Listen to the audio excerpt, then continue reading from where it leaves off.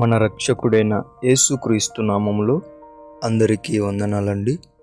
ఈరోజు దేవుని మాటలు మొదటి కొరింథీయులకు రాసిన పత్రిక 4వ అధ్యాయము 10వ వచనము. మేము క్రీస్తు నిమిత్తము వెర్రివారము, మీరు క్రీస్తునందు బుద్ధిమంతులు. మేము బలహీనులము, మీరు బలవంతులు. మీరు ఘనులు, మేము ఘనహీనులము. ప్రియమైన దేవుని బిడ్డలారా, ఈ మాట పలుకుతున్నది పౌలు భక్తుడు.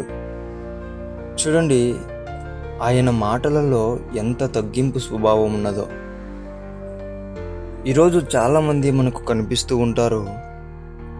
కొద్దిగా సేవ చేస్తే, కొద్దిగా పరిచర్య చేస్తే, కొన్ని ఆత్మను రక్షించిన వెంటనే ఏమైపోతారంటే గర్వపడుతూ ఉంటారు, అతిశయపడుతూ ఉంటారు.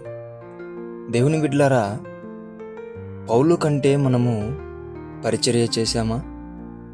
పౌలు కంటే ఎక్కువగా శోధనలను అనుభవించామా?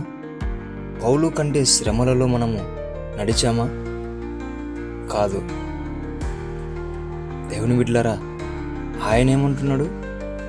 ఆయన మనలాంటి వారిని పొగుడుతున్నాడు, అతన్ని తగ్గించుకుంటున్నాడు. ఒకసారి గమనించాలా, క్రీస్తు ప్రేమ అనేది మనం తగ్గింపు స్వభావంలోనే కనిపిస్తుంది.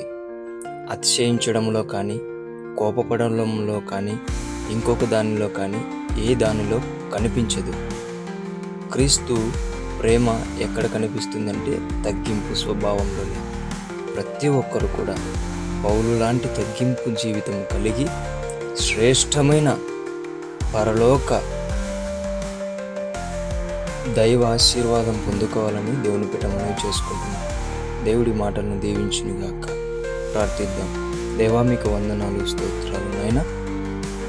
మేమందరము కూడా గర్వపడుతూ, అతిశయపడుతూ అనేకులను మేము తప్పుదోవలో నడిపిస్తున్నాము. అలాంటి బిడలగా కాకోకుండా క్రీస్తు ప్రేమ తగ్గింపు స్వభావంలో కనిపిస్తుందని స్పష్టముగా పౌలు భక్తుని ద్వారా మాట్లాడిన దేవా, పౌలు లాంటి తగ్గింపు స్వభావం, నీలాంటి ప్రేమ కలిగిన స్వభావం మాకు దయచేసి నడిపించమని యేసు నామములో ప్రార్థిస్తున్నాం తండ్రి. ఆమేన్.